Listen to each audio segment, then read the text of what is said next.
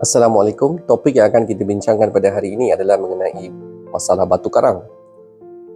Batu karang ni adalah masalah yang paling common di kalangan masyarakat kita pada hari ini, dan hampir 2 hingga 3 pesakit yang datang berjumpa doktor setiap hari ke klinik akan datang dengan masalah batu karang. Jika kita lihat apakah punca batu karang ini terbentuk, ada banyak faktor. Faktor pertama kenapa batu karang ini terbentuk adalah disebabkan oleh faktor diet.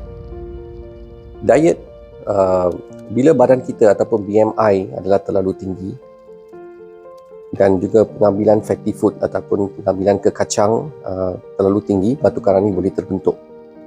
Antara faktor lain kenapa pembentukan batu karang ini terjadi adalah disebabkan oleh high consumption of calcium diet dan juga uric acid diet.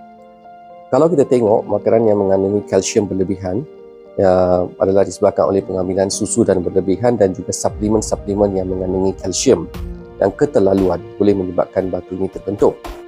Uric acid ini pula disebabkan oleh kandungan purin ataupun purin yang tinggi di dalam makanan. Makanan yang mengandungi uric acid ini adalah seperti makanan seafood, organ-organ dalaman seperti hati, kerang, udang. Makanan-makanan seperti ini mempunyai kandungan purin yang tinggi dan sakit senang mendapat masalah batu karang dan juga gout. Faktor lain kenapa pembentukan batu ini terjadi adalah disebabkan oleh hereditary ataupun masalah keturunan. Kalau dalam keturunan memang dah ada masalah batu karang ini boleh berlaku pada anak ataupun waris pesakit tersebut. Faktor lain juga ialah disebabkan oleh masalah hormon. Masalah hormon ni adalah disebabkan oleh imbalance pada kita punya hormon sendiri, seperti masalah hyperparathyroidism, di mana bila pesakit mempunyai masalah hyperthyroidism, mereka menghasilkan kalsium yang berlebihan. Bila kalsium berlebihan ni menjadi satu faktor kenapa batu ini terbentuk.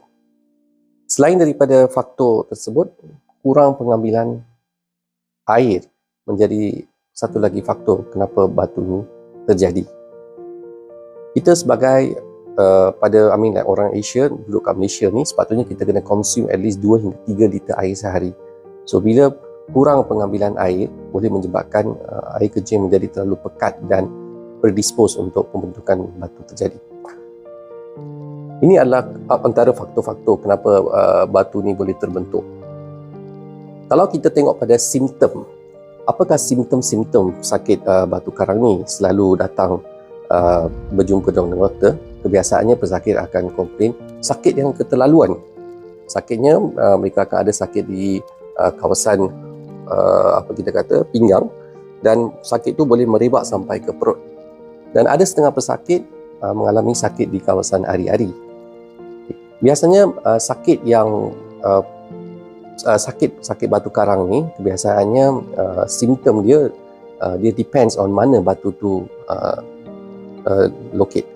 Ada setengah batu dia akan terbentuk di buah pinggang, so patient akan mengalami sakit yang teruk di kawasan pinggang, dan ada setengah pesakit mengalami pembentukan batu di kawasan tube ureter, dan mana sakit tu boleh merebak daripada pinggang sampai ke private part. Setengah pesakit mengalami masalah pembentukan batu di undi kencing dan saluran air kencing keluar, dan ini menyebabkan air kencing itu dia tersekat-sekat. Jadi simptom pesakit batu karang ini adalah satu, sakit yang keterlaluan, kencing berdarah, dan juga kencing kurang lawas. Maksudnya kencing itu akan tersekat-sekat. Dan selain itu juga ada setengah pesakit ini akan memberikan history pada kita, mengatakan memang dia ada history passing up stone masa dia pass urine. Maksudnya dia memang ada history dia mengeluarkan batu, ataupun setiap kali dia buat air kencing itu ada history dia keluarkan stone. So ini menjadi satu cara untuk kita detect lah. Jadi apakah remedy ataupun apakah cara untuk kita berubat? Okay. Bila pesakit datang dengan simptom sebegini, apa yang kita akan buat adalah first kita akan check pada air kencing pesakit tersebut. Ujian ini kita panggil sebagai urine FEME. Kita akan mengambil sampel urine daripada pesakit dan kita akan tengok sama ada tak kandungan darah ataupun adakah kandungan bakteria di dalam air kencing ini. Selain daripada ujian air kencing, kita akan buat imbasan X-ray KUB, di mana sesetengah batu boleh kita detect melalui X-ray. Ada sesetengah batu dia tak akan nampak dalam X-ray. So pesakit macam ni kita perlu buat ujian imbasan ultrasound KUB. So seperti yang saya kata ni, batu ni dia boleh terbentuk dekat 3 tempat. Satu tu dekat buah pinggang, laluan ureter ataupun di pundi kencing. Jadi imbasan ultrasound boleh memberikan kita anatomical location yang sebenar di mana batu ni berada. Kadang-kadang even ultrasound KUB pun tidak dapat detect batu yang kecil ataupun halus, di mana doktor akan menyarankan untuk mengambil ujian CT urogram. Ujian CT urogram boleh 99% detect even batu yang terlalu kecil sebesar zarah. Jadi ini adalah ujian-ujian yang doktor akan selalu lakukan bila pesakit datang dengan masalah ini. Rawatan, kalau kita tengok pada rawatan batu karang ni, memang rawatan untuk batu karang ni dia terletak pada saiz batu tersebut dan simptom pesakit. Kalau simptom pesakitnya keterlaluan dengan masalah kencing darah dan saiz batu tu adalah terlalu besar, besar kemungkinan medical terapi tidak memadai. Pesakit perlu membuat pembedahan. Pembedahan pula dia ada banyak jenis. Itu terletak pada apa yang doktor decide.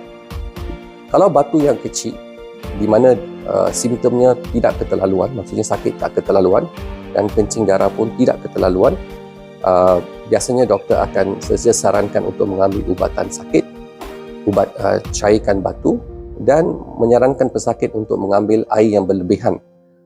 Ini adalah kita panggil sebagai medical expulsion therapy ataupun this is a conservative management untuk mengeluarkan batu tu. Bukan semua pesakit boleh kita rawat dengan kaedah medical expulsion therapy ataupun medical therapy. Ada sesetengah pesakit kita perlu rujuk untuk mengeluarkan batu tu dengan kaedah lain. Kaedah pengeluaran batu ni dia depend on mana batu tu terbentuk dengan saiz batu tersebut. Antara kaedah yang biasa doktor sarankan adalah ujian ESWL, extracorporeal shortwave lithotripsy, kalau batu tu terbentuk di buah pinggang dan batu tu adalah kurang daripada 1 cm. Dan sekiranya batu tu terlalu besar dan terletak di buah pinggang, kebanyakan pesakit perlu menjalani ujian PCNL ataupun percutaneous nephrolithotomy.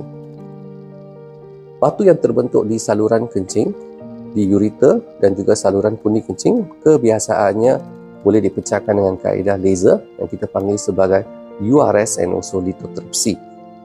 Ini adalah rawatan yang biasa boleh dibuat di pusat-pusat perubatan. Saya berharap perkongsian saya pada hari ini sedikit sebanyak boleh membantu anda untuk mengenali penyakit ini, dan jika anda mempunyai simptom-simptom yang seperti saya katakan, cepatlah berjumpa dengan doktor anda.